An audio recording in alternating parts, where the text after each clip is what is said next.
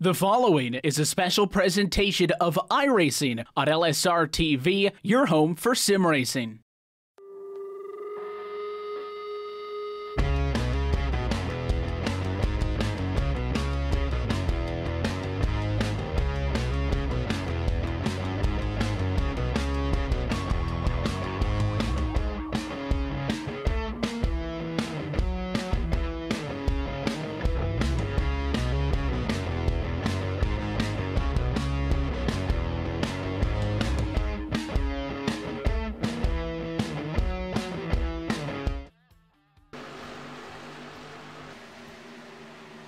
Live tonight from the Pocono Raceway, LSRTV's coverage of the SESRA Series continues tonight for the Commonwealth 200, and we welcome you into the action right now live at LSRTV and iRacing Live, lap number 6 of the Commonwealth 200 underway. Just getting up going for you now, haven't missed much green so far. Tyler Vincent Gilbert is your race leader as we welcome you inside of the LSRTV booth as we look forward to a good race tonight. As always, it's myself, Evan Pocono, David Schildhaus, and Rachel Whiteford in the booth with Brett Wheeler downstairs bringing us to you in a very calm start so far.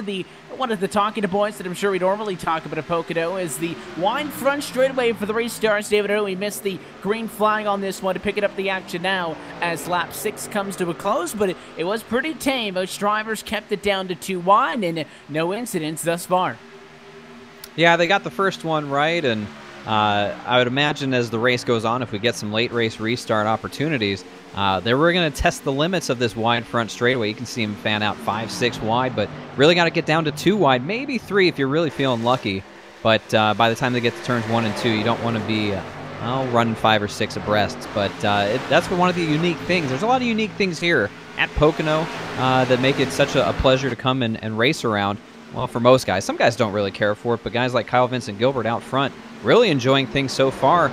A bit of housekeeping, saw Michael Cozy Jr., who was pretty quick here in practice. He fell out with technical difficulties. So, Evan, technical difficulties abound, but we'll get through 80 laps here at Pocono. Yeah, nobody's immune to it, and unfortunately for Cozy, that machine has not gotten back into the sim after he had that connection issue just 2 laps ago, actually. So after starting 5th, he now finds himself way down in 24th and will most likely finish in last place in this race. And as we kind of get our bearings around us and see the field spread out throughout as they head down the Long Pond back straightaway and off towards the tunnel turn, led by Gilbert, Reed second, and Troy Radford, your pole sitter, slotted back to the number 3rd spot after bringing us to the green flag this evening.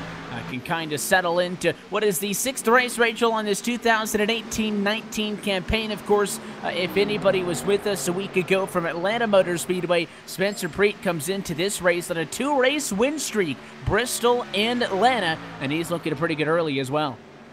Certainly does, of course, and we had some apparent news that apparently Cozy's power actually went out. That was his problem there, but keep an eye here on the 7, Mike Montesi. He's pushing really well here on the front stretch, getting some great moves in. And that car is looking strong at the moment. He was right up with Maka Paulson, and, well, Todd Thompson, I should say, making some big strides towards pass there. Yeah, step by step, try to get what you can, and we'll talk about a little bit more of this Pocono race with David. Obviously, 2.5-mile track. The tricky triangle, though, 3 corners. And it is quite literally that, 14 degrees in turn 1. The tunnel turn where your race leaders are cycling through now, not a place I would recommend going for passes on. 9 degrees in the tightest of them all. And then that very wide sweeping turn 3 with just 6 degrees of banking. Certainly all 3 different quarters here at Pocono represent, or I guess I should say really identical corners to an assortment of racetracks all over the U.S. So it keeps these guys on their toes. I think that when you talk about driver style, it can really shine here tonight because no setup is going to be able to nail all 3 corners because they're so different from one another. Yeah, 3 unique corners, and really you got to pick your poison as to where you're going to be strong and where you're willing to give up and compromise a little bit. Really things to keep an eye out for here. The exit turn 1, these cars like to get really free off of 1 heading into that Long Pond straightaway. You got a lot of wheel cranked into it with all that banking, very high-speed corner. The tunnel turn, guys like to blow the entry and miss the apex, so you'll see a lot of checkups there. As that's probably the most challenging of the 3 corners. And then you get to turn 3, a wide, sweeping, flat corner that you're tempted to get back to the gas sooner than the car really wants you to. You'll see a lot of guys push up and smack the outside wall or have to check up pretty hard. You do that, you lose all your momentum down this long front straightaway. So 3 opportunities to really throw it away in any given lap, and no lap feels the same as the previous one. Definitely a driver's track, a momentum-based track, but a very technical one here in the mountains of Pennsylvania. Yeah, I mean, certainly in these Xfinity Series cars, I mean, at low, momentum is certainly key at all the races we go to, but because of how long these straightaways are, it is that much more critical in this race. That Long Pond straightaway, so much of a distance from turn 1 all the way down to the tunnel turn. It is very easy to throw a lot of time away. You're going to go on board with Troy Radford, and on the inside, you just saw Jeff Ward. He makes a move on Spencer Preet. Preet was almost going to challenge Kyle Gilbert for the race lead a couple of laps ago. Hit the wall. Oh, there's going to be contact. Radford gets into him. Preet is all kinds of sideways. What a save. Huge save there by Spencer Preet, holding that car, getting it back to straight. You will lose at least 2 spots in this one on a heck of a lot of track time, but that was an impressive save there. But it was contact there, of course, from Radford coming up, which kind of caused that whole thing, so it's on him, but we'll avoid a caution. And you were saying before, Evan, about how you can't set up for all the corners now. You set up for one corner at Pocono. One of the other ones is probably going to be okay. One of them is going to feel downright awful. It's all about limiting the damage when you're in some of those more difficult positions. Obviously, the tunnel turn is kind of, I think, the racetrack that gets the most notoriety at this racetrack. It tends to be the one where drivers like to play chicken with one another. You go inside by side because it's so tight. Not a lot of the time. Everybody makes it out of there. But I think turns 1 and 3 have to be the most critical because, again, that stretch from 1 to 2, that Long Pond straightaway, and the front straightaway, the 2 longest stretches on this racetrack. Obviously, if you can nail those corners, a better run you get off. All that speed is going to translate down the thousands of feet you got and down it into the next quarter. And we saw that again with Preet there just to finish that point before the contact between Radford and Preet happened. As the double-O was going to pass Gilbert for the race lead, got into the wall, lost a ton of time. He has since fallen back to P5, and Kyle Vincent Gilbert continues to be under fire. Jeff Ward makes a pass for the race lead at the end of lap 12, and now in the back straightaway, the 24 Radford, unfazed by the contact. He'll go by the 227 as well, as Gilbert pulled by to let him go. No surprise to see Jeff Ward out in front. That number 9's been so strong already early on in this season. And looking to get another win here under his belt. He won back at Charlotte about a month ago or so, and was looking forward when we talked to him after the race last week at Atlanta. Was looking forward to Pocono. Didn't really know what to expect here, but no surprise out front. But Troy Radford, your pole sitter, fell back through the field a little bit, but now has worked his way back up to the 2nd position. A little bit of contact to get back up there, but his first start here, I believe, in the SESRA Series, making some headlines for himself here, racing up with the big shots. Kyle Vincent Gilbert falling back to 3rd now, and maybe it's a little bit of tire wear, and we'll talk about that as this race moves on. Again, that tire rule that they have here in the SESRA Series, how that plays into the strategy that they'll put forward here as they go down pit road to take tires. I would imagine you want to take tires every time. They are very valuable, but this isn't a race that seemingly is going to have a lot of cautions, a very green flag feel here, Evan, so you got to plan this thing out and set up accordingly. Yet only 2 sets of tires available for these drivers means that they've got the set on the car from the start, and there are 2 additional sets down onto the pit lane in about 99% of leagues.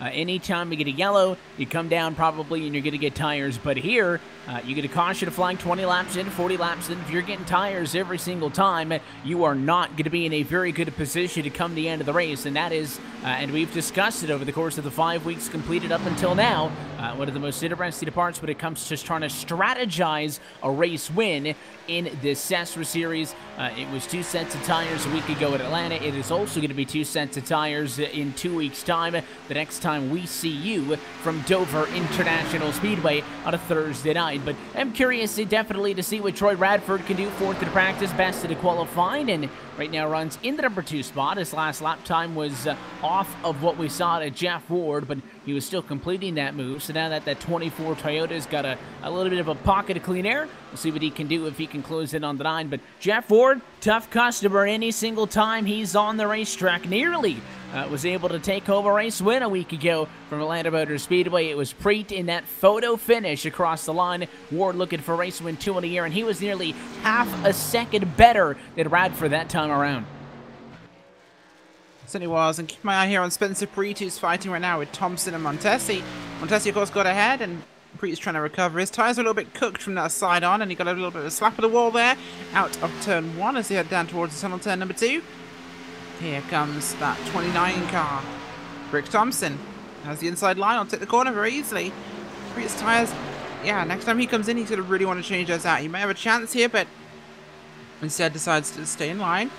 Sensible, really, in this run, but at the moment, looking a little bit less. Yeah, certainly you lose a little bit by little bit, and when you want to talk about drivers not doing well, I mean, Spencer Preet is kind of getting gobbled up at all of this as Thompson completing that move. Preet is now going to fall down to 7th, and I mean, you look at the right-hand side of that car, I know it's tough to see as he zips down the front straightaway on the outside of the racetrack, but I didn't think the damage to the right side was that bad, of course. A very aerodynamically sensitive racetrack, the words I'm looking for. These drivers going into the quarters well in excess of 180 miles an hour, but this is a car that at one point was going to be battling for the race lead, and now he's just trying to stay inside of the top 10, I think. So we'll see how long this goes for Preet, but certainly he is not in a very good position. And of course, into tonight, a win at Bristol, a win at Atlanta Motor Speedway, came in only 3 points off the Ward for the championship lead. If he doesn't get a good result out of this one and Jeff Ward continues to put down the numbers he's doing right now, we could see one of our first major championship swings of the season. Coming into tonight, Jeff Ward is atop the point standings with 180 points, 3 ahead of Preet, as I just mentioned, only 4 ahead of Sean Wilder.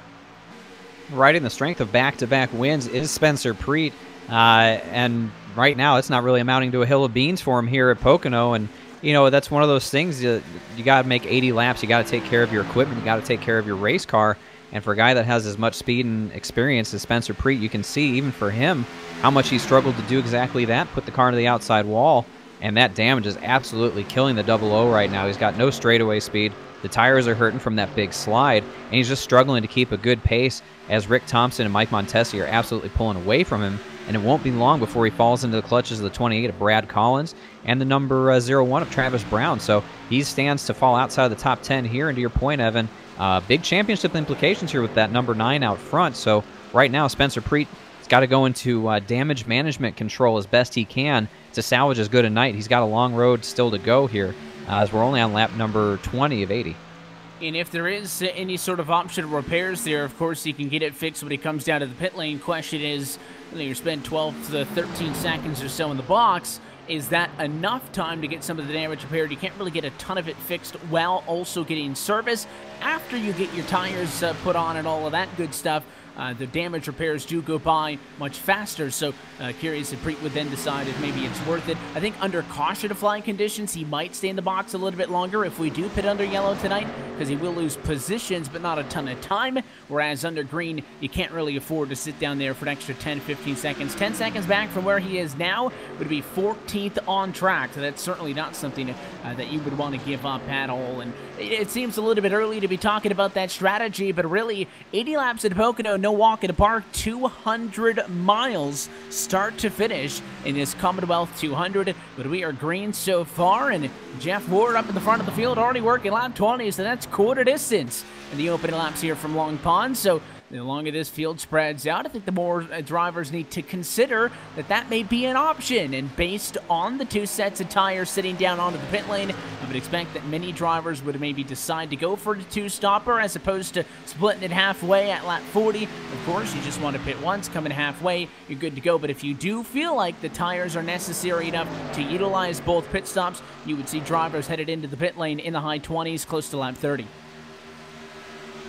Yeah, so it does, and well, the strategy goal for this one, I think you're right in saying about 30, and on 20 right now, you're seeing that fall-off happen a lot, and 2.9 seconds from your leader to second place is a huge margin, 3.1 now across the line. All these gaps are really widening up, and we've seen no sign of a caution so far, and with everyone being this spread out, as we have our first cars diving to pit road there, that's going to believe Spencer Preet, who's decided to come on in, maybe making a strategy call here. Gonna have to get some of that car damage repaired, but now wouldn't be the best time, so 4 tires, fuel, now he goes. He just can't afford, I think, to leave any more time out on the racetrack, so he'll make an early pit stop. Taylor Butcher Benjamin is also in the 8 car, and I like that call. If this will be a two-stopper, it is going to be a little bit off sequence for them. They're not going to be able to make the same length runs over the course of this whole race, but you pit at lap 20, you come in at 50, and you do 2 30-lap stints towards the end of the race. But I think that's definitely the way to go. Now, listen, that's not to say that drivers aren't going to maybe try to go for a one-stopper, but, I mean, the tire fall-off is huge at Pocono, and it's not very easy, David, to just tell watching these cars go around the racetrack because it's such a big track. But Jeff Ward, 32.1 was his best lap time. 22 laps later, he's running 54 sevens compared to the 52.1. So he's over 2 3/4 of a second off pace compared to what it was on fresh tires. So, yes, you do give up time coming down to the pit lane. I think you'll very quickly make that time back up with a fresh rubber if everybody does decide that 2 stops is the way to go. I would imagine that everyone will fall into the 2-stop strategy frame of mind for the most part. You're really not going to knock one out of the park here with some bold strategy, really, unless you're running up front. And if you're running in the back, there's probably a reason, because you're just not comfortable with this track. This is one of those tracks, and there's not many of them when it comes to the NASCAR side of things, that the large majority of people driving it just don't really care for it. Pocono is a track that is very divisive.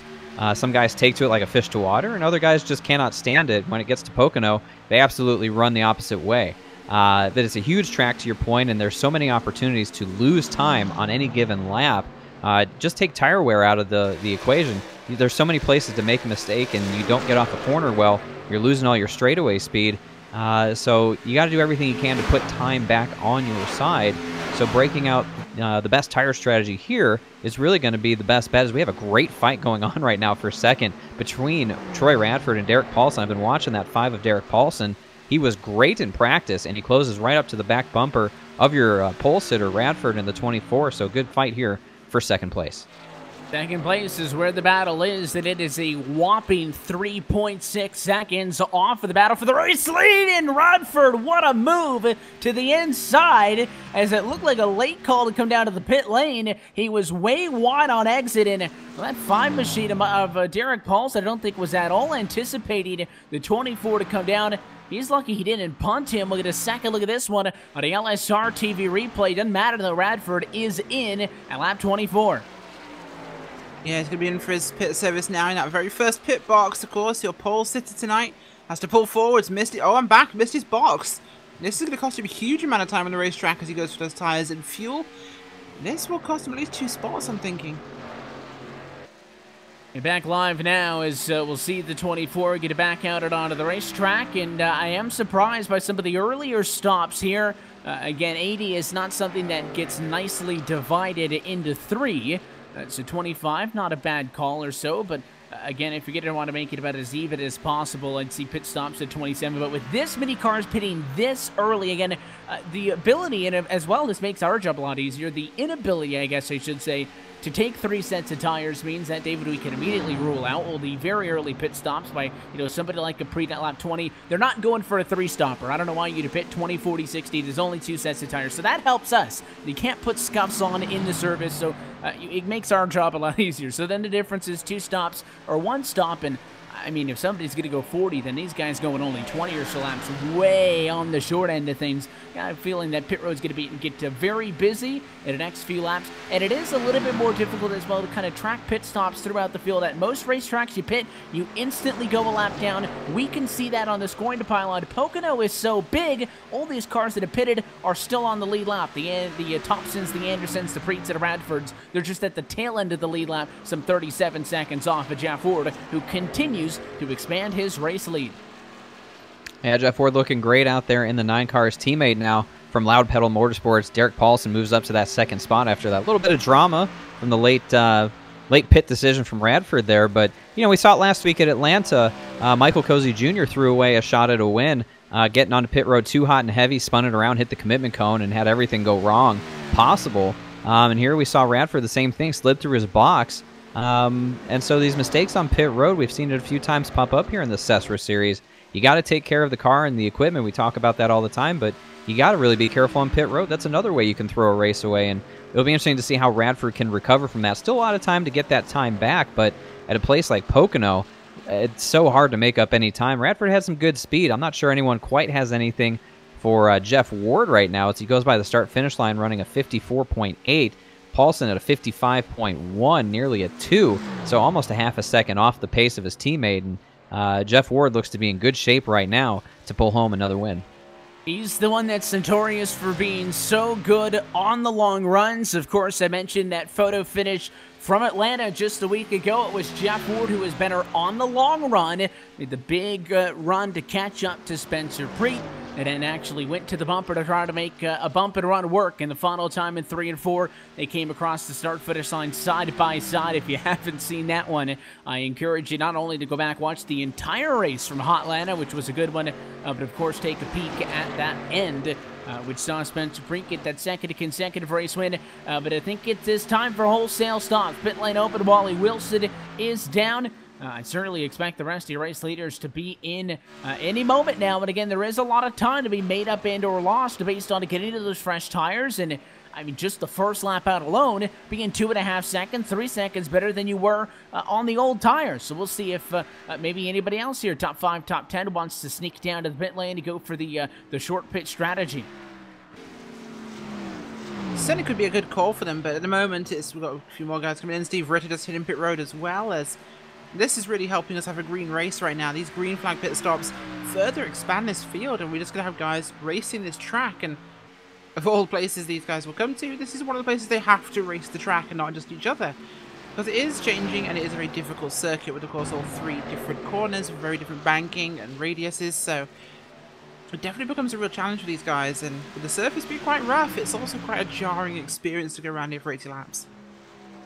And you have to, I mean, I imagine at least, that you got to be so tense for so long because the way that it works, very quick quarter sections. I'm not going to be as extreme as saying that this is like a road race, but I think you almost have to approach it as such, where you kind of divide these quarters up in your mind at a typical oval. And it's funny because, David, it kind of goes back to the conversation that we were having before the broadcast tonight when you talk about a conventional oval, turns 1 and 2, really just one turn, but they flow very nicely into and out of each other. The tri-ovals kind of keep you busy here. You got a quarter and a long straightaway to think about the next one coming up, so you got to be very good on exit, and then of course you got a lot of time to set yourself up, make sure that you're very good on entrance to the next quarter. So it's not a road course, don't get me wrong, but I think you have to approach it quarter by quarter, more so than any other racetrack, certainly more so than Atlanta from last week. No argument there, absolutely right. And you know, in the sense of looking at it like a road course and how you attack these corners, but also how you approach your pit strategy as well. In a road course, you sort of start from your last lap and count backwards in setting up when you're going to hit the pits. Almost take the same approach here at Pocono. I've seen a lot of people over the years take that approach, both in the sim and out there in the real world as well, and find really great results doing so. So maybe that's what these guys are thinking about. Hey, we got 80 laps. We sort of go backwards from there. You know, and you look at it that way, as we're now, 30 laps into this run, and keeping an eye on your leaders here, Jeff Ward and Derek Paulson, to see if they make that turn to pit road. Seemingly no indication, as Jeff Ward is continuing to put drivers a lap down now here on the track, legitimately putting them a lap down. But it looks like here he comes, Jeff Ward, your leader, now down to pit road. So that answers that question. Probably going to be a 30-30-20 run for him. Yeah, certainly he does go a little bit longer on the start here. I think that gives him the flexibility to play with that second trip down to the pit lane. Derek Paulson's in from second. Rick Thompson in from third. And the lone driver who doesn't want to stay with the group and he'll go against the tide is Brad Collins, who will go to the race lead in this one. Travis Brown also staying out. And again, in a blink of an eye, you go from having the top 5 or 6 cars left who have yet to come down to the pit lane to pretty much everybody but 2. Not normally, I don't think, Rachel, do we see the last cars who have yet to come down to the pit lane be your race leaders. They're typically the ones that are on strategy, on the number that we think, and with some drivers further back who try to stay out, catch a yellow or what may be it. But the top 6 cars, all I think but Travis Brown or so, were the ones who had yet to come down to the pit lane. So interesting to see them wait that long. I certainly think Collins, Brown, 1-2 going to be in shortly. Certainly are, of course, and we just had Paulson there coming back on the racetrack, but this is definitely shaking things up. I mean, the length of run these guys are pulling is quite interesting, but the green nature means they can, because the drop-offs aren't as big, and of course the times between the cars are much bigger, so you can afford to be a little more flexible. Whereas Jeff Ward is working on some traffic. That's the 25 of AJ Brissett there. He's going to be going past at the moment, but it's definitely making the race a lot more open-ended for us. And right now, of course, Jeff Ward's car looking incredibly fast. He has got tyres. That car is looking phenomenally quick, and I think he's going to be really tough to beat. I think that's going to be a phrase that we say many a times this year, that Jeff Ward looks really fast, that he's going to be tough to beat tonight, certainly, and that is where the long green flag races like this, that is assuming that it stays that way, but, I mean, 32 laps out of 80, can't deny that that's certainly the trend. You never know what happens, though, and it's like the pit stops, closing rates, different times, and all that. It is certainly a time that I think you need to be up and on the wheel, but, you know, there's two sides of it you can look at. Obviously, a lot of yellows and a lot of restarts means that it's going to be difficult for Jeff Ward to assert dominance. That long run speed is going to be very difficult to get a stranglehold on the race with, and it'll come down to restarts. And speaking of them, there is a caution just as the last couple of lead lappers come to pit road. It is Wally Wilson in the 21, all on his own. That Ford Mustang with a problem in turn 1. He caught the apron and hard hit into the outside wall, and it is the first caution of the night. Big hit for Wally Wilson in that number 21, and like you said, all by himself, just got down into turn number 1 here as Brett Wheeler's going to bring up the replay, and that apron is very deceiving. You want to get that car as close to the bottom as you can, but sometimes you grab too much of the apron, and you see that is a violent reaction. Just unsettles the handling of the car. Wally instinctively tries to counter steer a little bit to catch it, and that car just hooks dead right, smacks nose first in the outside wall. Up in a cloud of smoke goes Wally Wilson. The tough break for him. His night is done as that car is going to head right to the pit lane. And as Travis Brown just now exits pit road, we are going to have a shuffled up running order. And because a lot of the drivers, once the caution flag came out, obviously lift, we will see if maybe a couple of positions for those at the pit lane not going to be as bad as they were. Still looks like Travis Brown's going to be well behind the 8 ball, but I was thinking maybe if everybody slowed way back, he gets in and out and doesn't lose as many spots than if they were at full speed. But your race leader definitely does appear to be, through all of this, Troy Radford. Which would be great news for the 24 car. It kind of goes right back in with that analysis I was going to talk about, Rachel. We don't expect drivers in, I don't think, with still 47 to go in this race. And again, only one set of tires down on pit road. But the point I was going to make was on these long green flag runs, drivers can make more of a splash on strategy than they can on, you can on those races, obviously, as you see the 88, the 00, certainly he's going to want to come in, and maybe that's strictly a call for Preet to get more of the car fixed, but you know, pit strategy tends to make up and or lose you a lot more time on races than, you know, a bunch of restarts do. At that point, I think it comes down to executing. But Radford back up front. He wasn't able to hold it the first time. This is going to be a second shot at life for the 24 and a bunch of other cars. Gilbert led a couple of laps early. Mike Montesi has been on a tear. So it's no longer old Jeff Ward. Certainly, I haven't seen anybody else show the speed of the 9, but restarts, maybe the great equalizer. Yeah, there certainly might be, and I think I called the Spencer Preet one there because he did, like you said, have damage to repair, and this will be something for him. He's not really good up on the jacks. This is simply, and it's a very long lap, of course, under caution, so this is a fantastic place to repair damage if you must. Because this lap under caution is over 2 minutes long, so it's almost as long as, in fact, the same length as Daytona in terms of pace lap, which means he has got a lot of time to get that body work fixed, and I think he's going to have it all done. I think by the time he has to come back out the pit road, and this is ideal for him, of course. But a lot of cars in the lead lap, but this will shake things up, of course, because some of these guys have been out a little bit longer on those new tyres, like Jeff Ward. That could definitely open this up.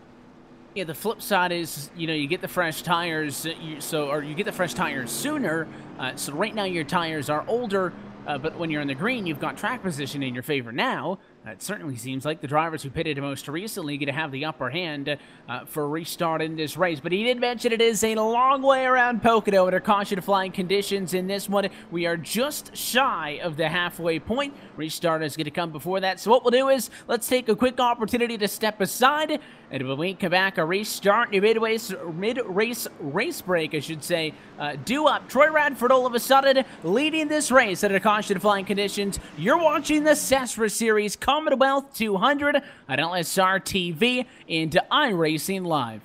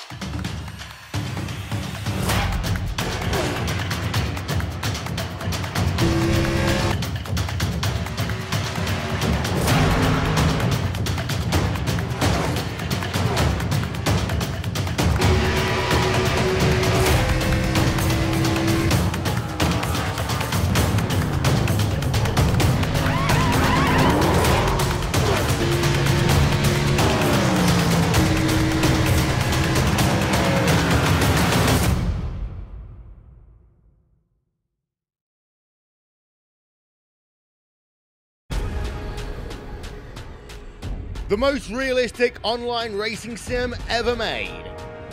This is iRacing. Detailed laser scan tracks, fully dynamic real-world cars, and over 50 series to choose from. 6 online world championships offering over $100,000 in annual prizes. This is the original esport racing game. This is iRacing.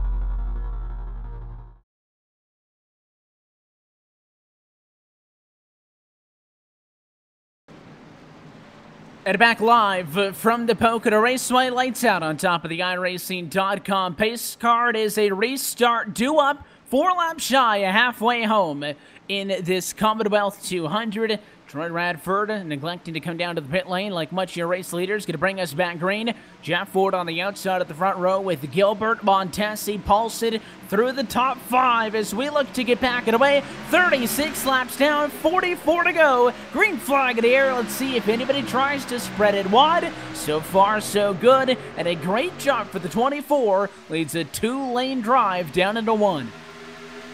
How long will he hold it for? That's what I'm going to be watching. Jeff Ward slots into second. Kyle Vincent Gilbert down there in third. Here comes Derek Paulson fourth. Mike Montesi fifth and number 7 up top. Here comes Jeff Ward. Took him 1 corner, Evan. He's already getting the run on exit, and that's the difference in tires right there. It got through the center of the corner. Got back to the gas real nice.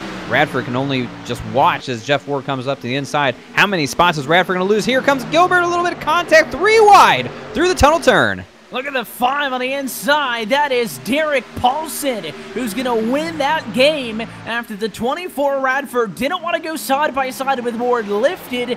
Gilbert threw it in there. Both of those cars lift. And just like that, Derek Paulson gains the 3 spots on the opening lap. He'll jump into second place. Fight still on for third. That is Rick Thompson on the inside of Radford. Behind them, Mike Montesi on the inside of Kyle Vincent Gilbert. Everybody still stacked up here. Third on back, and the inside line wins out once more in quarter 1.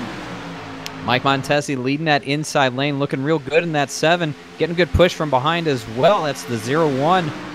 Travis Brown giving him a push on the inside lane. Got to get a single file here if they want to get through this. Kyle Vincent Gilbert caught on the outside. Not the optimal place to be. We got to scramble behind him. I see the 12 working his way up past Sean Wilder as well, but they're still side by side. Montesi and Kyle Vincent Gilbert. Great side-by-side battle here through 3. Radford probably catching his breath a little bit as he shift away all those positions on the restart as they'll still get this thing. Here comes Travis Brown on the inside now of Kyle Vincent Gilbert. That's just the way this place works, Evan. You get up top, you start shipping off positions, and then somebody tries to take advantage from behind. And certainly that's why you have to be on a constant offensive. Look at the 0-1 of Travis Brown on those fresh tires. Again, he just pitted before the caution flag came out. Maybe a perfect storm for the drive of the 0-1 of Ashidi. They had a very early pit stop in this race to get damage repaired, but then came back down to the pit lane under caution flag conditions. He took an additional 4 tires, which I believe means that the 0-1 is completely out of him if that's the case. But right now, he is fast. Not sure how long that is going to go if he is indeed completely used up his tire allotment, but that's why he was blowing through the field right there. like a man on a mission using those new tires, and that's what you got to do when you finally get some good new rubber on the race car. You got to use it because it won't be long before you lose it, and you got to make up some positions as best as possible. Watching still this great scramble is that Mark Adams in that Dr. Squatch number 12 working his way under the 7 of Mike Montesi in turn number 1. So haven't talked about him yet tonight. Your Daytona pole sitter in the number 12, Mark Arthur, looking real strong there as he'll pick up another spot, move up to 6th. He's got Radford in his sights now, and I think Radford maybe didn't even want to see that yellow flag with the lead that he had. It would have taken longer, I think, for Jeff Ward to catch him now when he got all grouped back together. You saw how quickly his tire strategy caused him to lose positions as Mark Arthur's car handling real nicely the Chevy Camaro getting around the racetrack. Works to the inside of the 24 here in 3, and he'll have him cleared by the time they get down into 1. That's all about making those moves and picking them off at the right points. Good for the 12 of Arthur to be able to clear by the time he gets off the corner, and it'll limit, I guess, the speed that he loses on the straightaway. And behind him, Radford's got another challenger. This time it is Mike Montesi.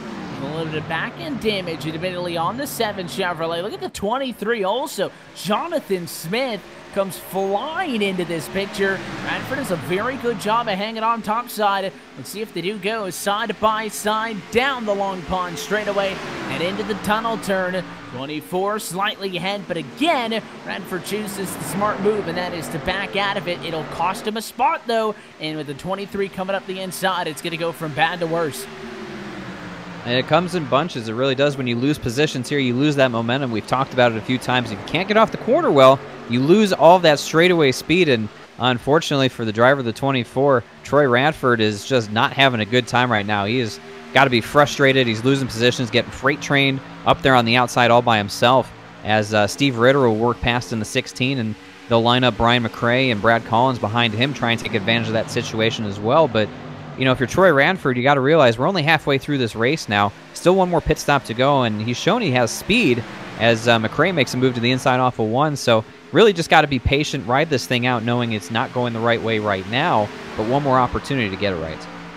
And certainly, Brian McRae is a busy night. One of the drivers who you can hop on board and watch this race with as he streams on Twitch at BMAC35. Of course, Michael Cozy Jr., another driver who live streams in these races. Unfortunately, Cozy, as he mentioned, of the power outage, takes him out of this race early, but a nice pass there from Brian to be able to get up through, and he'll clear the number 24. So we go from talking about Rachel, to the possibility of this restart. Radford being up front, an opportunity for him to kind of re-jump start this race after starting on a pole, not doing good on the first run. It has been even worse. He has only gone backwards now outside of the top 10 completely. Yeah, absolutely, and that's been a huge one for him right now because that car's just been really not performing the way he wanted it to, and wow, yeah, that's the difference, like you said, in tyres. A great position for him early on, but it's just cost him so much since, and he's been in a very difficult spot, of course, especially after contact with Preet. That really kind of started the race going backwards for him. Yeah, and certainly, you know, you look for opportunities in the race, a caution, flying, a pit stop, something to kind of mark a point, split up a run, and try to turn your fate around, maybe, but it has not been a night for Radford, at least in the race conditions. New face, new name up front, good car all night long, good to practice the best in qualifying, but at the moment, it slides down, and he has dropped back more than almost anybody else in the race besides Spencer Preet. Of course, Preet was involved in an incident in this one, so it's kind of you got to take those numbers with a little grain of salt. But up front now, we kind of get an idea. What's Jeff Ward going to be able to do? Was that caution flying going to derail his strategy? Doesn't seem like it. 1.4 seconds ahead of a pretty good battle right now for P2. Rick Thompson really digging that time off of the tunnel turn as he tries to pull away from Derek Paulson to pass amongst those two. Happened a few laps ago. And the Fine Machine is trying to keep it close here as they'll now head back onto the 3,740-foot front straightaway between turns 3 and 1. Rick Thompson giving a great ride to that number 29, the U.S. Air Force Ford Mustang. Great showing from him. Got around Derek Paulson and sort of putting a buffer between those Loud Pedal Motorsports teammates. Paulson's got good pace, but Rick Thompson showing a lot of speed here tonight. Very impressed by that run.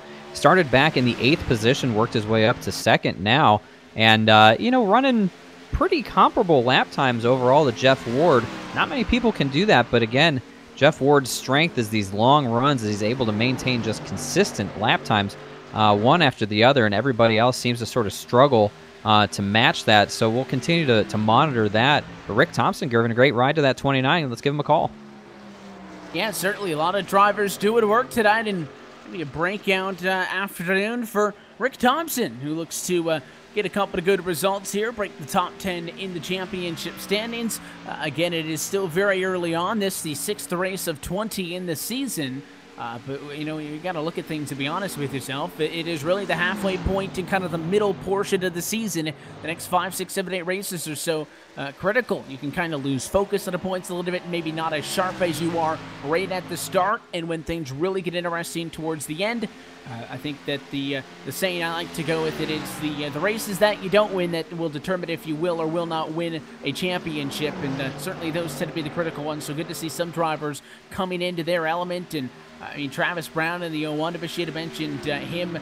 He is right now P4, doing a very good job after starting 15th. He, Mark Arthur, kind of similar to one another. Arthur started 14th, runs in 9th. Not the best cars at a qualifying session, but when it comes to race trim, certainly a lot better than that Q time would maybe let you think. So there's drivers that think a focus for them going to be going forward. Better yourself in the Q times. That way you don't kind of start behind the 8 ball like you have been. Yeah, certainly. And qualifying is important, but at the end of the day, it really doesn't affect the race results. I'm serious about that. Sometimes starting at the back is a great thing. It puts you in a good position for pit road. But of course, it puts you in a different place to the guys who might fight a little bit aggressively early on and take each other out, the faster people. So it's not a huge thing. It can be useful sometimes, especially at the plate tracks. But otherwise, to be honest, you can move around in a racetrack pretty easily. And you see the Owanda machine, as I mentioned him, he goes wide, and the Ada Taylor Butcher Benjamin's going to go on through. That is a car just now getting back onto the lead lap at all of this, and trying to make up for time loss, certainly, as this race has crossed the halfway point. So let's take an opportunity to look top to bottom at your iRacing Midway Race Break, brought to you by iRacing, the world's premier online racing game with professionally organized racing from NASCAR, IndyCar, IMSA, and more. At lap number 48, Jeff Ward is your race leader. He leads only by a second now. Atop Rick Thompson, who's been the fastest car on the racetrack the last couple of laps in a row. Derek Paulson still sits third, with Travis Brown and Kyle Vincent Gilbert rounding out your top 5. All these following drivers in the positive. Montesi in 6th, Steve Ritter 7th, Mark Arthur 8th, and Jonathan Smith in 9th position. And behind him in a big pack of cars, that's Bride McRae, rounds out your top 10. Going to be Brad Collins running 11th right now. Troy Radford, your pole sitter's fallen back to 12th. Sean Wilder up 5 to the 13th position. Jay Graves Jr. In 14th. Doug Johnson running 15th. AJ Brissett in 16th. Jason Anderson runs 17th, and your last car on the lead lap. Behind those guys, of course, you've got Spencer Preet, of course, 1 lap down right now, 18th place. Taylor Butcher Benjamin with Fred Thompson in 20th. Wally Wilson is out of the race in 21st, along with Hunter King, Tyler Vickery, Michael Cosi Jr., who crashed out early on, and, well, 25th isn't in the race. A tough break for those back 4 that are out of this one. It's a look top to bottom at your iRacing Midway Race Break. For more information on the wide variety of sim racing possibilities online, you can visit iRacing.com to sign up today. We normally tell you go to iRacing.com/membership. Still bookmark that if you're debating getting signed up. But Black Friday deals are already up and at it. So if you go to the iRacing.com homepage, new members can get 50% off new subscriptions, and returning to members, if you want to get an early renewal, up to 30% off the sticker price. All of that and more for the next week or so with the iRacing Black Friday sale. More info at iRacing.com, so keep an eye on all of that. Now we turn our eyes to what is going to be the final play of strategy in this race. We saw some drivers pit in the early 20s, and if that is to remain true, pit stop shortly, I would expect to be happening for your race leaders. But for somebody like a Jeff Ward, he pitted at lap 30. That was only 20 laps ago, and a handful of those were run under caution flag conditions. He was already prepared as we see the lapped car, the 00, go on by, and Preet going to get back onto the lead lap now. We already knew, I guess I should say, David, that if he went 30-30-20, that last run was going to be the shortest. but he conserved tires. So does he push it even further into it, or does he just decide to make maybe your middle stop a little bit shorter? Because I keep an eye on Thompson. I think maybe what the 29's doing going to be a deciding factor to what Ward does. You're going to say if Thompson kept close, then I'd pit sooner rather than later, but those intervals have started to go back in favor now of your race leader. Yeah, I think the lap traffic coming through the field might have played a little bit of role in that. I've been watching these lap times, and Rick Thompson, Jeff Ward sort of trading who gets the advantage one lap over the next, and Rick Thompson, one of the few guys that I've seen all night able to run a faster lap this late into a run than that of Jeff Ward. So I think, all the power still rests in the hands of the driver of the 9. I think he'll set the tone here, and I would imagine he'll probably go till lap 60 to make it a 20-lap run to the finish. I have a feeling that he'll do that. Now that I've said that, Evan, that's exactly not what he'll do to make me look foolish on air. But I would imagine, that's what he's thinking of doing. Granted, if a caution comes out, we'll change that strategy up. But if I'm Rick Thompson, I might try and go for the undercut because he's shown really good pace compared to Jeff Ward. So it'll be interesting to keep an eye on those top two. Derek Paulson's fallen out of this thing. He's over 2.5 seconds back at this point. But I think Jeff Ward probably comes in at lap 60, sets up a 20-lap run to the finish. Well, if I'm that 29 of Thompson, I'll certainly give the short pit a thought as well. My concern would be if Ward's pulling away now, the earlier you pit, and if you struggle on the long run, the more long run you're going to have at the end of this race. But a 1.3-second difference could absolutely be erased with one trip down to the pit lane. You're instantly 2.5 seconds, again, based on the tire fall off faster that first time back out.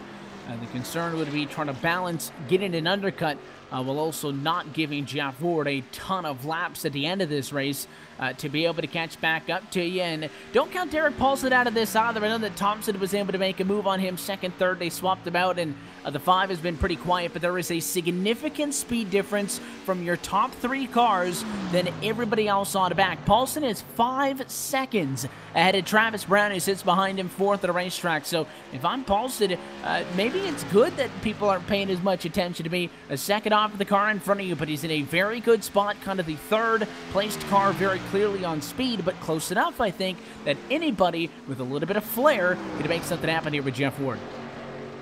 I think they really could. I mean, the time isn't that big yet for it to be a huge problem, but has anybody got what it takes to bring it to Jeff Ward? That is the question we've really been asking tonight, because his car has been a solid constant. We've not really seen any standout drivers who could bring that fight to him, and right now, the times are showing exactly that. We're not seeing anyone gaining, they're all falling back. Right now, Jeff Ward is untouchable. And is that going to maintain throughout? He is getting better and better the longer we go on to this run. And I can't say that we are surprised. This is the MO of the Bernardi Ford. We're talking just at the end of that last cycle of green flag pit stops, so the yellow flag came out. That cycle of pit stops is always when a caution flag could come out. Somebody's on fresh tires, and typically you mean it's somebody on fast tires catching up to a slow car and something happens. But we saw the incident that actually came out with Wally Wilson. Just one car, he gets down onto the apron and spins out. It's kind of very easy to kind of slip into complacency maybe at a place like Pocono. Such a big track, such a wide track, but I mean that transition from turn 1 at 14 degrees down to the flat, there's nothing to make it less. It's 14 to nothing.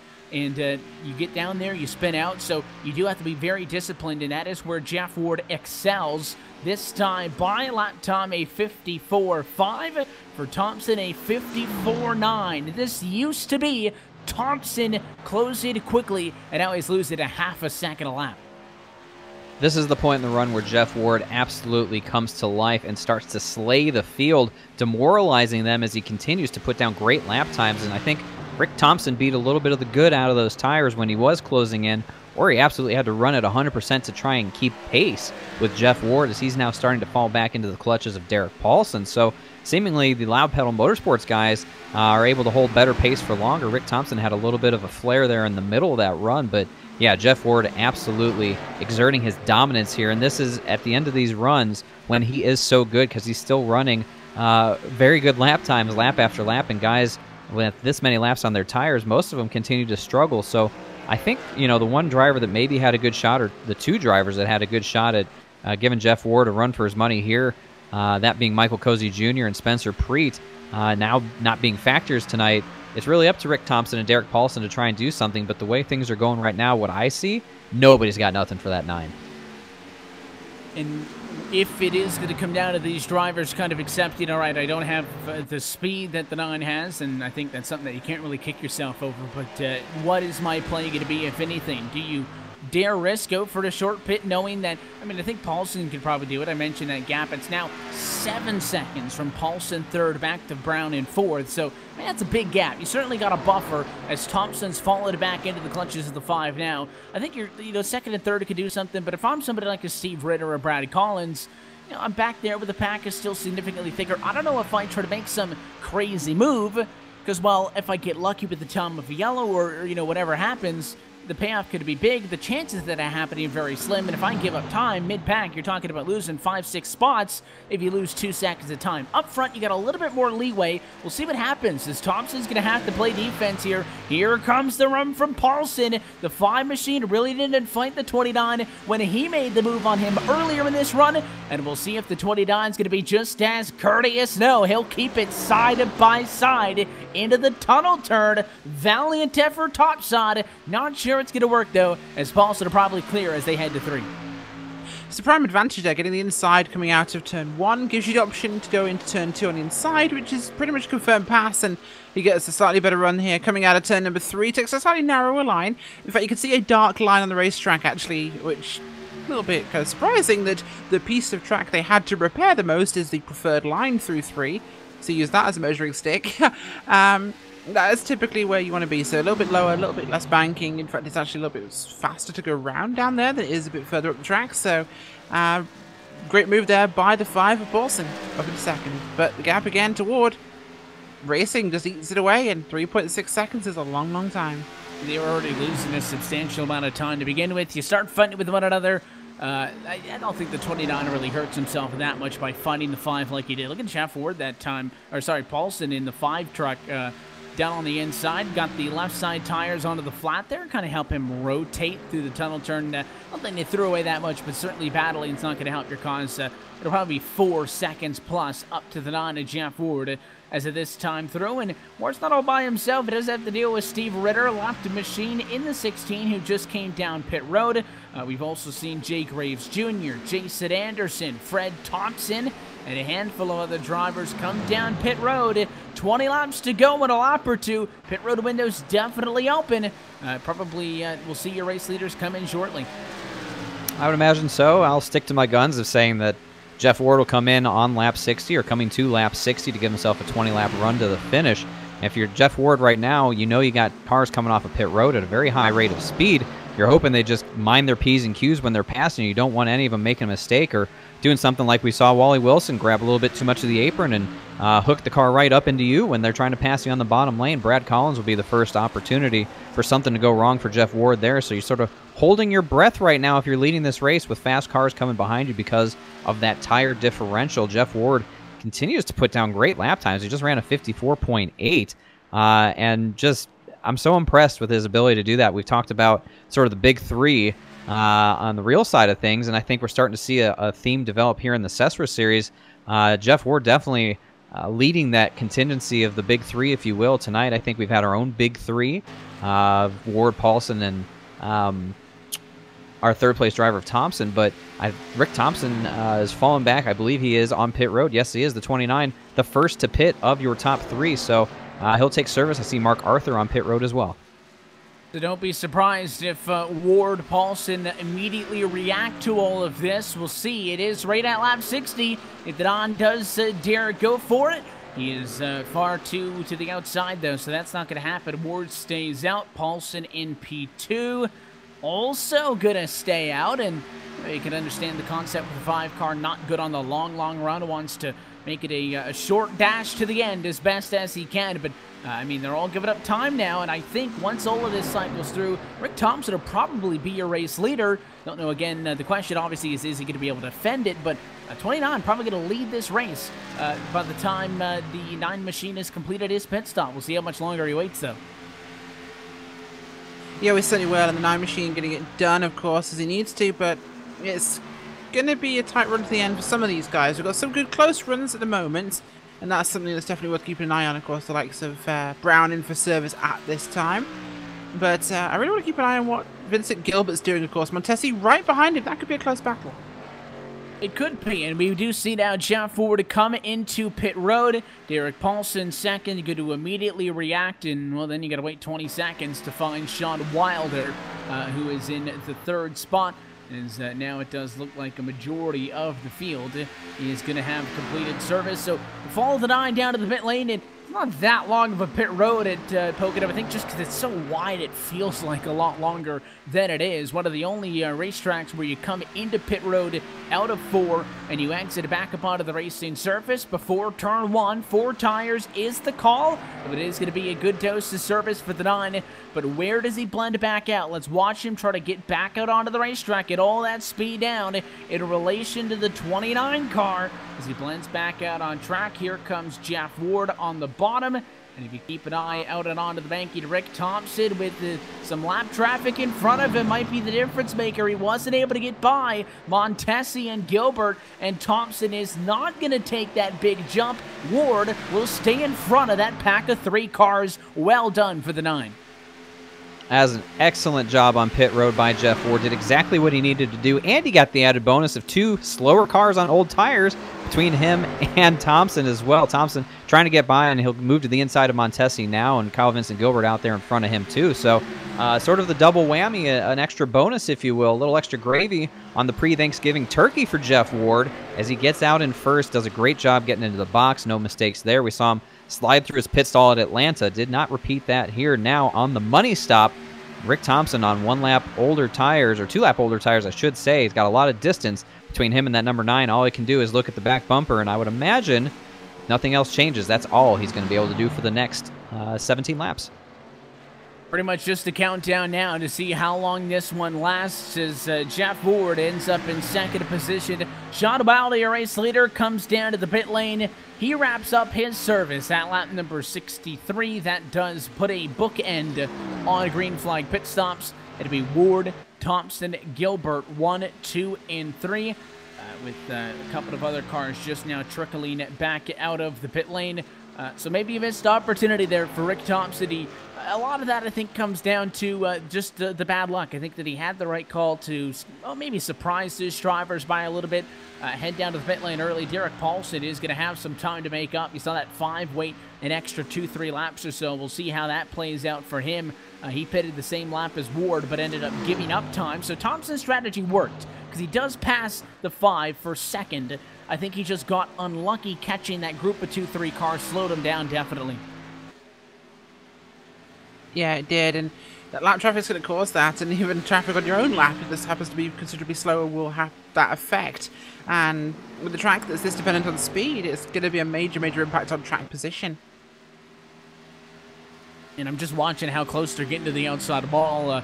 If they continue to push, and everybody definitely still running at 110%, a lot of clean track in front of Jeff Ward. The only car within 20 seconds or so is lap machine Fred Thompson, who is a lap down. And this is certainly a racetrack that, as long as everybody's paying attention, you should not have any concerns with lap traffic being a factor. It all comes down to just monitoring the intervals. And Thompson again, who is behind Ward, but now clear of that Gilbert and Montesi pack, as Paulson now makes a move to the inside. He'll pass Mike Montesi for 4th, and he will try to pass Gilbert for the number 3 position. He'll get a run down the back straightaway. He'll get 2, but the time he gets to turn 2, it looks like. So a great run for Paulson, who will return to 3rd position. He'll try to catch back up to Thompson in 2nd. But Thompson's better than Ward right now. We expected this on the short run. I don't think it'll work, though, and or last either. 15 laps to the end, which is what we take this time. Yeah, I think it's going to be short-term gain, but long-term pain for the driver of the 29, Rick Thompson. I think he can put down some good laps, but I think he's only cutting into that lead because Jeff Ward's just sort of out there walking the dog right now. He doesn't have to push. He knows he's got great long-run speed. He knows he's got these guys covered. So maybe he's baiting Rick Thompson into a false sense of accomplishment and thinking that he's reeling in the best driver on track all night here at Pocono. But I'm telling you, before this thing's said and done, I bet you Jeff Ward's going to stretch that lead back out and maybe even see a fight for second if Derek Paulson can use the little bit fresher rubber to claw his way back up and fight so that they can have a 1-2 finish for that team. Yeah, we'll see if that team is going to be able to pull that one out. Would certainly be a fun result to take out of Long Pond, Pennsylvania. Get a good result, and Thompson's advantage has closed the gap for the race lead down to a second. It is a shorter run, inside of 20 laps for this final run to the end after the pit stop, so we probably won't see as much tire wear out of Thompson. He is, again, faster than Jeff Ward that time by. Certainly Paulson better than the 29 on the long run. That's why you saw him passing back just before the pit stops. But Paulson's 4.2 seconds back, so that's certainly a thing that they would like, but that's, I think, way off. If Paulson's got any hope of getting to P2, Thompson's got to have some sort of a big issue. Yeah, certainly. And Thompson's pushing pretty well, but that gap to Ward is really pretty impressive there. But the gap to Paulson, yeah, it's pretty big with the time we have left. Watch the intervals, as of course you can do. You check the top of the screen, let you know where everybody is at any given moment. As we talk about a race that may come down to tenths or hundredths a lap, good a time as any. Say thanks over to our friends at Joel Real Timing, the official timing software of LSRTV. Whether you spend your time on the sim, from behind the wheel, on the pit box, or atop the spotter stand, JRT is the go-to software for iRacing timing and scoring analytics. You can get yourself a basic download absolutely free, or download the full pro version today. More information by logging on to joel-real-timing.com. And pretty much right on cue, Rick Thompson's advantage over Jeff Ward on a lap-by-lap basis falters that time. Ward 3/10 better over the course of the last 2 times by.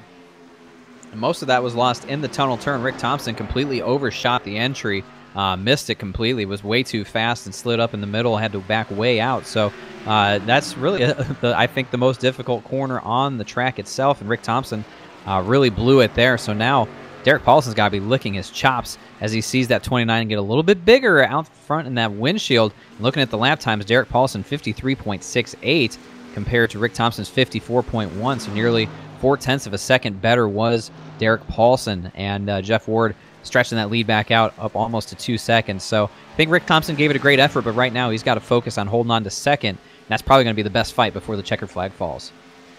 Yeah, it may just be as Radford on the inside of Steve Ritter in the battle for P6. He'll make that pass. Mark Arthur's here as well. The 12th car wants to fight, and it is an attempted crossback for Ritter as he loses his spot, but he's going to force the issue, I think, into the tunnel turn. No, thinks better of it. Thought he was going to dare to do so. Arthur, meanwhile, in the 12, though, anytime you lift into a quarter, you are a sitting duck, and instead of pushing for a pass, Ritter might lose 2 of them. Yeah, that could really cost Ritter, and that's going to be a big one for him, of course, as he's in a really tight one with these guys. But Derek Ritter, lost that spot for now, and overextending in the turn 3, I should say, is really costly. It'll put the 16 back into 8th position. I still think, Steve Ritter's got a good car, and he might be able to find it back, but anytime you just give up a spot wholesale, not the best of, not a decision, but not the best of situations, I guess, is the way to put it to be in. And, these guys have been battling a bit back here for some time. You look back at a fight for 13th position. Taylor Butcher Benjamin, Jonathan Smith, less than a second apart last time at a line. Bride McRae, AJ Brissett in 14th and 15th position. Only 0.3 of a second apart as of the last time by. Tons of stuff happening in the field, but when you've had a race like this, only one caution, relatively unconsequential, because the majority of the drivers had come down and pitted by that point. I think everybody's pretty much ended up where they deserve to be at this point. It's not like somebody has just now, showed off some newfound speed. I think that you've kind of figured out where you belong by now. Pocono is definitely one of those tracks that will do that. We saw a little bit of that last week at Atlanta, where you get a long run and speed sort of settles itself out naturally, I guess, and everybody ends up sort of where their skill puts them. And I'm looking at this battle for 4th right now. Mike Montesi has been working over Kyle Vincent Gilbert for the last handful of laps. These guys, since they pitted, have been absolutely locked at the hip. Montesi gets a great run through the tunnel turn. He'll poke it down to the inside of the 227 KVG, trying to defend up on the top side. This has been such a spirited battle for 4th. Really fun to watch. Mike Montesi in that 7 car, I've been watching him He's given a great run as he has to check up a little bit so not to slide up the hill, but he's been given a great run week after week. This is his best run to date that I can recall so far in this 2018-2019 season, and these boys are going at it like it's the last lap for the win. It's what you expect, though. You got to fight for every single point. It's a topic that we've made note of many a times this season. The way that the playoff, or I should say, the way that the points format works here in this SESRA series, it's nice and easy to track. It is a point per position. You talk about a race win. Well, Spencer Breed's gotten 40 points the last couple of times out. A second-place finish for Jeff Ward last week, 39. It's only a 1-point swing. There's no big amount of bonus points thrown one way or another. So every position matters. First and second, that battle just as critical as the three-way fight we're keeping an eye on for 6th and 7th. Yeah, certainly is, and of course Radford here, the 24 card there with Mark Arthur. That's going to be interesting. Can Mark Arthur claw something back? I'm really kind of hoping he does, just to make things exciting for us. Ritter's kind of separated himself out of the moment and still got that go forward. Vincent Gilbert here, and of course the number 5 car, 227 I should say. I'm backwards. Montesi in the 7 because it's 3 AM here and I'm getting confused. Yeah, this one, Tennessee in the 7 all over the back of Gilbert, and then behind them, the battle with Radford and Arthur. Those two groups have split up after more or less being in the same congregation. We've once again seen, though, a theme that we've been kind of keeping an eye on all night. The fact that the top 3 of the best cars to buy a lot. Derek Paulson third is 7+, actually scratched at 9 seconds.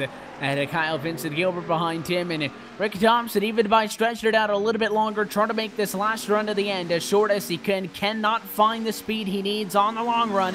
Side by side for second, it is Paulson down low, something that I'm pretty sure we felt was inevitable as the 5 gets better and the 29 fades in the long run. Good defense, though, by Thompson. He holds his ground outside. Not sure he's going to be able to do that, though, for 6 more laps.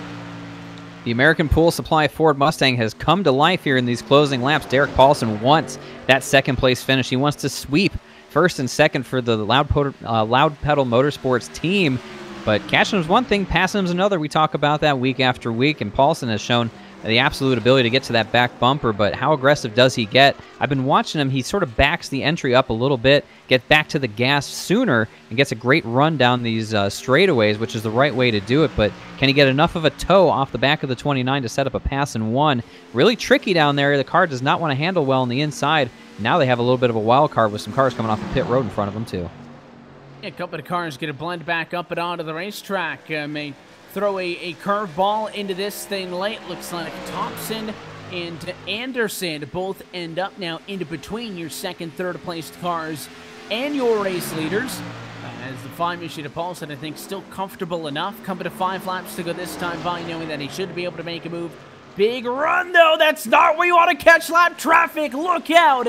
Thompson has to get way out of the throttle, and it's going to be easy picking for Paulson down low, who just like that, all of a sudden, snatches away second.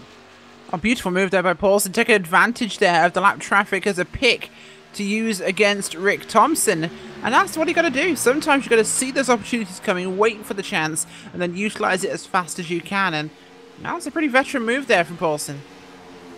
Certainly was. I don't know how much he saw developing in front of him, and it's difficult to blame Jason Anderson for that one. He's just running up on the outside of the racetrack, and it's not like he can just go faster in the corner. He's a slower car. Just bad luck for Rick Thompson. If it happens the other way around, it is the faster car in a battle that gets held up, and it really affects the fight, then I think you can be a little bit more ticked off, and I'm sure that got Rick Thompson's heart rate going, but Paulson got the spot. I think the 5 was getting it anyway. It's the 29, though, out here to prove us wrong. Once he gets in a fight, it's almost like when he falls off for the race lead, he kind of loses focus a little bit, loses some time. But, I mean, once he gets a battle, he turns it up an extra notch. It's a better run that time, but a 3 for Paulson, which will extend his gap. 4 laps now left on the board from Pocono. Inside of the point of no return. Caution from this point on ends the race. Derek Paulson doing everything he can right now to break that aero advantage, the draft down these straightaways. And I'm telling you, when you're leading a guy and you're fighting for position, these straightaways feel like they last forever. And that guy's getting such a good run, such an advantage. And caution flag is going to wave here, Evan. Oh, my God, you had to say it. I had to say it. We always say it. 4 laps to go or less, and it is Sean Wilder again. The 91 machine was the driver who I believe, if we recall correctly from earlier in this race, brought out the opening caution flag, and he is going to get some assistance on this one. Yeah, second in a row that a slower car, Taylor Butcher Benjamin, slow out of turn 2. The LSRTV replay will show this. The 91 goes down to pass the 8, but he's also getting passed by Brad McRae at the same time, Rachel. So essentially that move by the 91 acts as a block on the 35, not really knowing, I think, the 35 was there, and turns himself over the nose to Brad McRae. That incident probably doesn't happen earlier in the race, where drivers are willing to lift in that scenario, but late in this one, when you're trying to get every spot you can, that's the result. Exactly, and that's one of those unfortunate situations that he's put himself into. It's, well, this is what happens when we end the race under caution, which resets or sets some of those positions in stone that could have perhaps changed, which is unfortunate. And I believe, again, inside of 4 or less laps in a race should end it. I believe this race is done, and we are going to pace to the end of the Commonwealth 200. If that's the case, of course, not a result that anybody wants to see.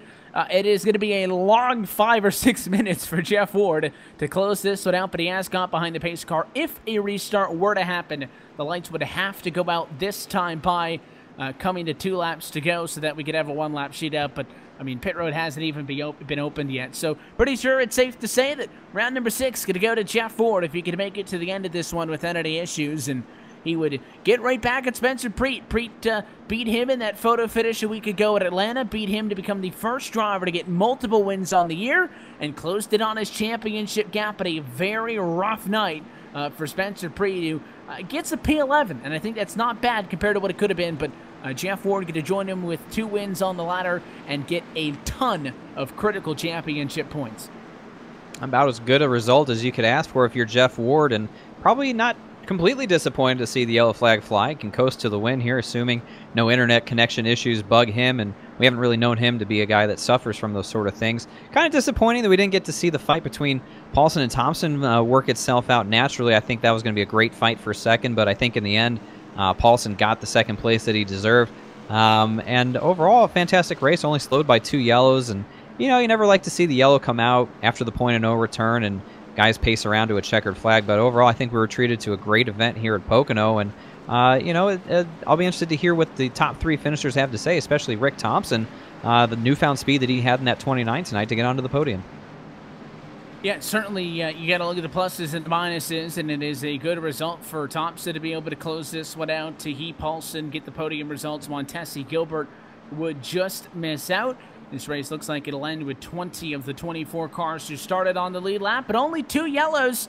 So a very good race. Pocono's one that you never really know. Of course, no one's a fan of pacing around this racetrack. It's the size of Daytona, but it feels like it takes an ages to get around here, especially under caution flying conditions. 2 yellows, not a bad night at all. The timing of the last one, I think, unfortunate, but if we're being honest, maybe besides something in the low teens, I don't think those final 3 laps would have changed anything under green anyways. No, I don't think they would have done. I think things were fairly locked in. There could be 1 or 2 places changed in the back of the top 10, but it wasn't going to change the result we're going to see here today, and it's been a fantastic, dominant run from Jeff Ward. And, of course, we look forward to what's going to be coming up the next few weeks here. LSRTV and iRacing Live. SESRA Series will be back with you in 2 weeks' time. So week off, we'll head to Dover on the 29th of the month. That is a 200-lap affair from the Monster Mile, Watkins Glen, New Hampshire, and then a special event that you will not see here, but the drivers compete in a special event outside of Thursday nights. They'll be doing some dirt racing as well, so a lot looking forward to for the drivers here in the SESRA Series. 1 lap to go, though. Final lap from Pocono Raceway as Jeff Ward, incident-free, stands about 2 minutes away from taking a checkered flag, and it's an impressive start. He would, obviously, as I mentioned, take his second win on the year, and that means Preet would have 4 of the 6 thus far, kind of solidifying themselves as a dominant duo. But, I mean, you want to talk about bad night. Spencer Preet came into tonight 3rd out of the championship lead. He finishes 11th. Sean Wilder was only 4 points out of the championship lead. He'll finish in 18th position. So Derek Paulson are probably going to be your new second-place runner in the points.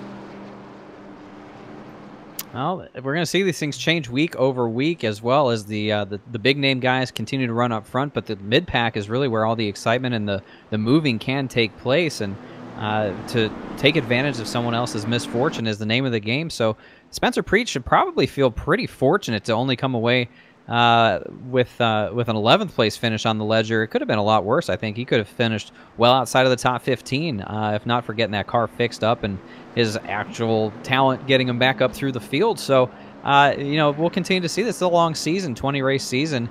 A lot of things can change week in, week out. The consistent guys are going to get their points, but if somebody goes down and has a rough go, you got to be in a position. You got to be able to take advantage of that. And Jeff Ward seemingly hasn't faltered yet. And I would imagine it'll take something out of his control for him to have a bad result. But, if you're one of these other guys eyeballing this championship and a run at it, you got to be up front if somebody else falters. It's what it's about, is taking the opportunities where they come from, and there's a lot of drivers who are going to be very happy with the results tonight, feel like that they may have snatched a couple of extra points. Going to be critical when we're talking about where the championship picture sits in late February. But Jeff Ward, the best car tonight on the long run, the best would matter the most. The cautions aren't going to slow him down, and Jeff Ward wins from Pocono, taking home tonight's Commonwealth 200, and he gets his second race win on the SESRA Series, and I believe, as the points sit unofficially, will get his first double-digit championship points lead all season long. And it's been an incredible one. I mean, this has been a really good season from so far. Incredible. And to be that clear in the points, that's looking incredibly positive for a season championships. Not bad at all. Certainly you're able to come back from a poor start, but I would much rather have a very good opening 6 races.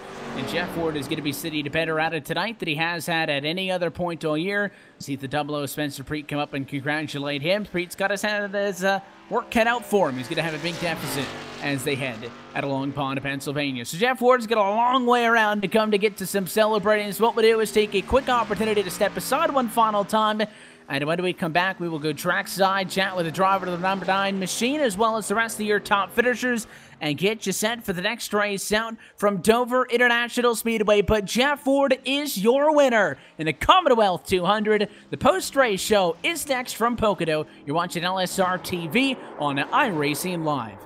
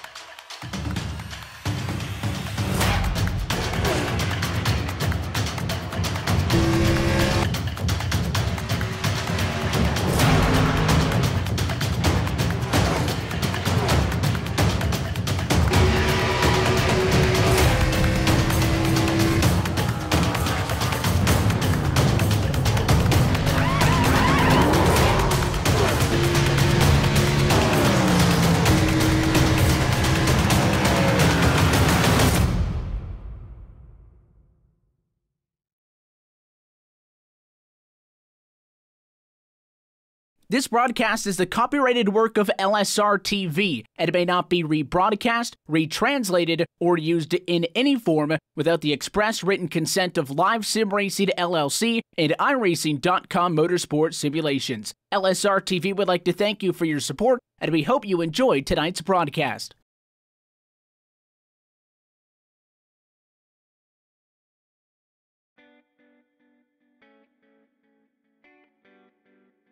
And back live for the virtual Pocono Raceway. LSRTV's coverage of the SESRA series continuing tonight. 6 races of 20 on this 2018-19 campaign draws to a close tonight. As it is another race win for Jeff Ward in the Commonwealth 200. We'll go trackside, talk with him in a moment. First, as we welcome you back into the LSRTV booth, Evan Pocono, David Schildhouse, Rachel Whiteford, and Brett Wheeler with you. Let's go take a look top to bottom at tonight's LSRTV full race results. It is Jeff Ward who's going to victory lane. The intervals really don't matter because this race finishes under caution flying conditions, but it does beat out Derek Paulson, who comes home second, and Rick Thompson rounds out your top 3. We will be trackside with all 3 of them momentarily as they stand by with us. Mike Montesi just misses out on getting to chat as he comes home 4th place. Kyle Vincent Gilbert had a good night. I think maybe if circumstances went a little bit different for him, he may have gotten better than P5. Same story for Troy Radford. He does pick up a little bit late, but your pole sitter comes home in P6. Mark Arthur, decent pickup as always. He gets the 7th place finish. Steve Ritter is 8th at the end of it all. Brad Collins is 9th, and Travis Brown rounds out your top 10.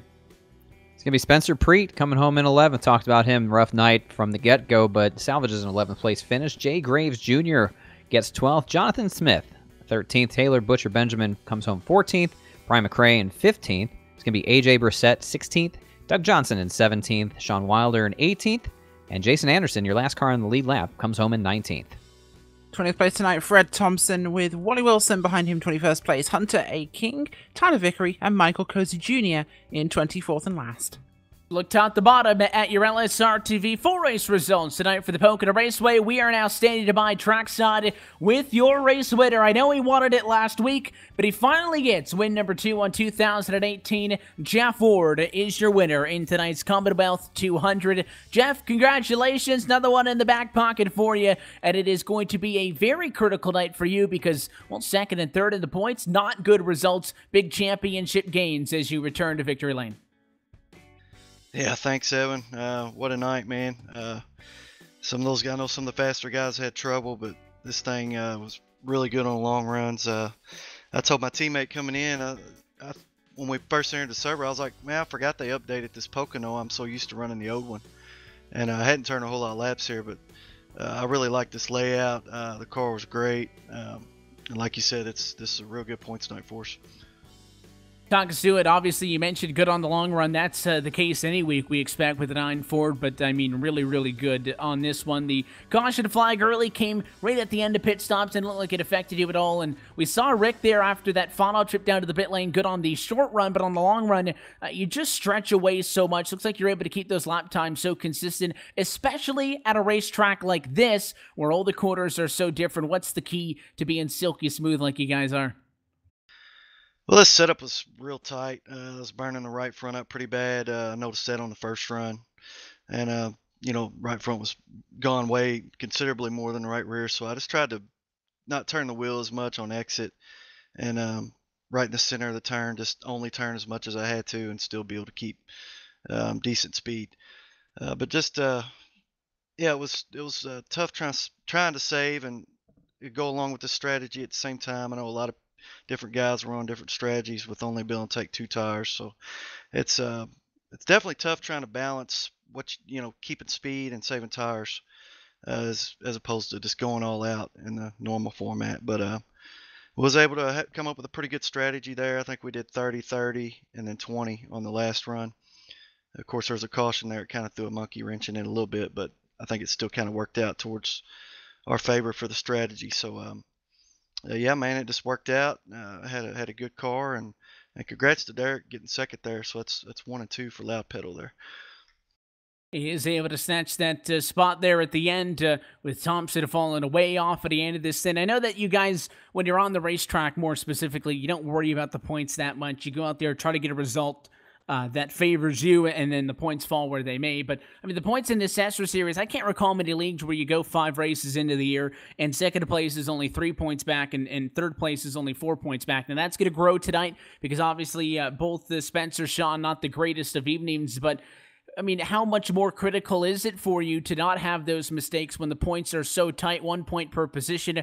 The difference between first and second, a point we made earlier, just as critical in the eyes of the points as far as a difference from one spot to another, than 18th and 19th are.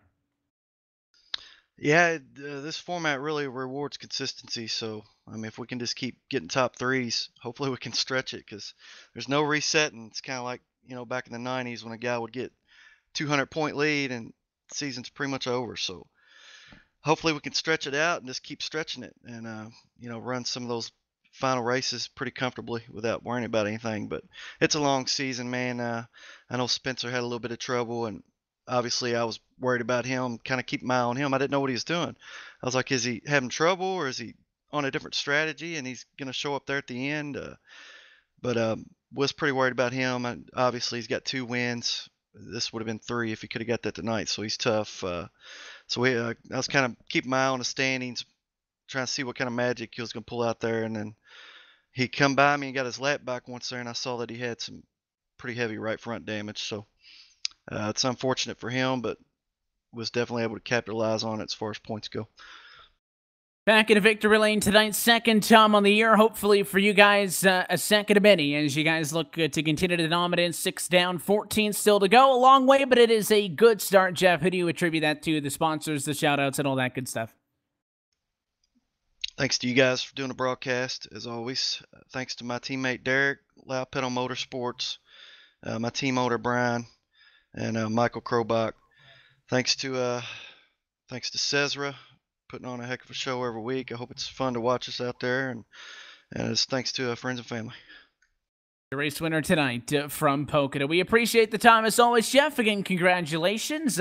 You got a week off, so I believe enjoy that one, and we'll catch you when we return at Dover at the end of the month. All right, thanks, guys. Comes out on top this evening. Flip side of that, a driver that was in the conversation. Not really a major threat, but Derek Paulson, a great run. I don't think there's any shame in it coming up in second place to Jeff Ward, and it is going to be a big point all for the driver of the number 5, who is trackside now with David.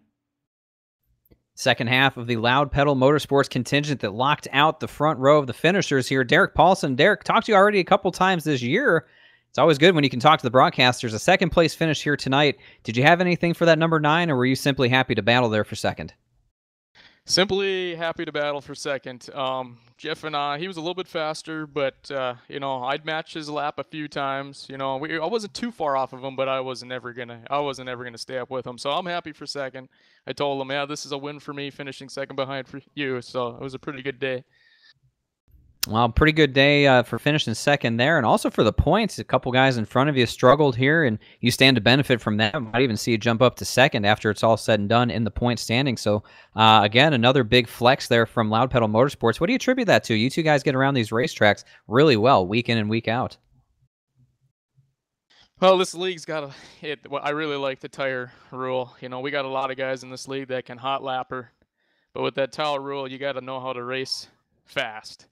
And for some reason, I can race fast. I don't necessarily qualify that great, but it seems like I always drive up there and I get closer to the field, to the front of the field, and I guess that's how it all goes. Well, we heard from Jeff in his interview that the setup was on the tighter side. The right front took a lot of abuse and really needed to be taken care of. As you went through these long runs, only 2 cautions tonight, how do you pace yourself out on a track like Pocono? Again, there's that fine line of being fast, but also saving. So, I just don't know how, you got to back your corners up a little bit, brake a little bit more. It's hard to explain it. It's that fine line between fast and saving. And it seems like Jeff and I are pretty good at that, and that helped us get first and second tonight. You got a week off ahead for the holiday, and then we jump back to Dover. Is there a win in the future for this number 5 team, do you think? Anything's possible. I've as long as I haven't been wrecked, I've been up towards the front. I was upset about that Bristol race. That really hurt me, but battled back the last couple of weeks with good runs. And, you stay up front, you might get lucky, and you might take one home one night. Absolutely. You never know. We've seen some big names falter here over the past couple weeks.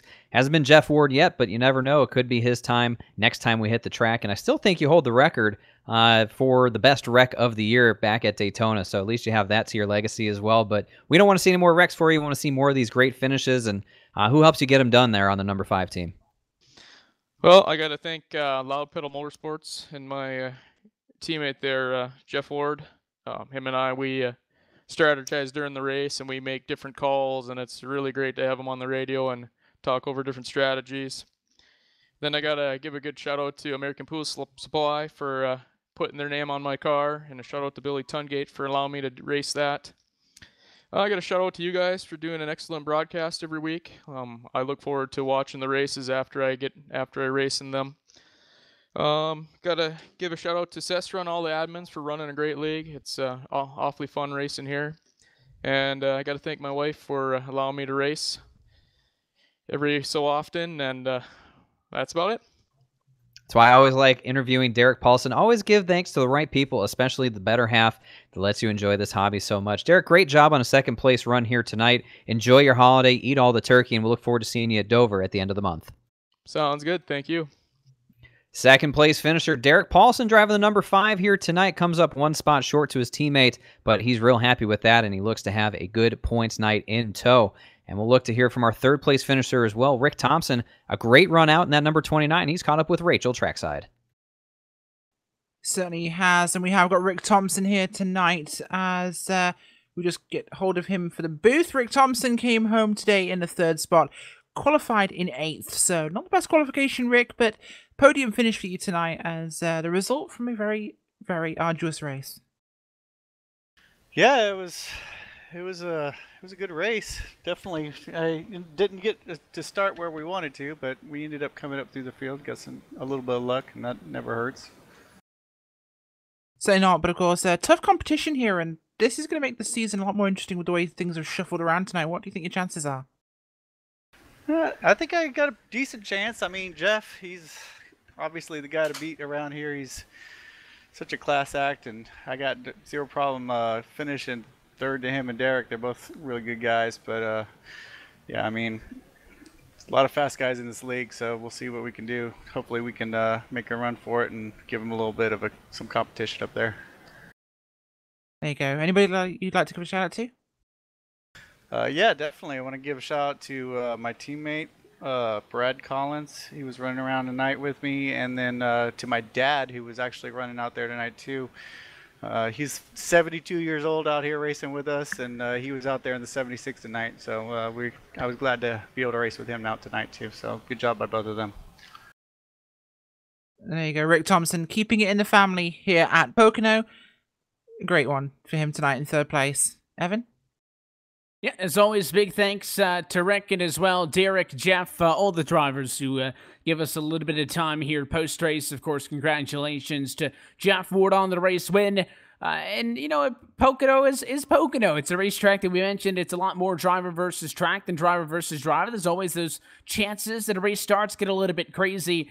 Jeff Ward, I think Rachel certainly counting his blessings, though. That caution came with 4 to go instead of 5 or 6 left because late race restart would not have been good news for the 9 car. I think the right car ends up in victory lane tonight. He's now got 2 wins. So does Spencer Peet, but again, unofficially, biggest points gap we've seen all season long. Now 6 races in. Yes, and he is. And this is going to make the rest of this season incredibly interesting in terms of those points. Can they catch up to him? He is the man to beat at the moment, and he's doing a phenomenal job with it. These guys have really got to come up with something special, and they've got to find some speed themselves with these cars. It's certainly you got to get every little bit that you can. There are going to be more big swings like this. Double-digit swings, top competitors not finishing where they feel like it, but oftentimes it is going to be those grind-one-out ones. Get 2 points here, 1 point there, and it'll accumulate. Yes, we are kind of getting into the thick of things. Forward to the races, though, David, a ton of time to go. And as we enjoy a Thursday night off, we will return from Dover International Speedway at the end of the month. That one for the Chocolate Lovers 200 and a little more short track action to put some more juice into things, maybe.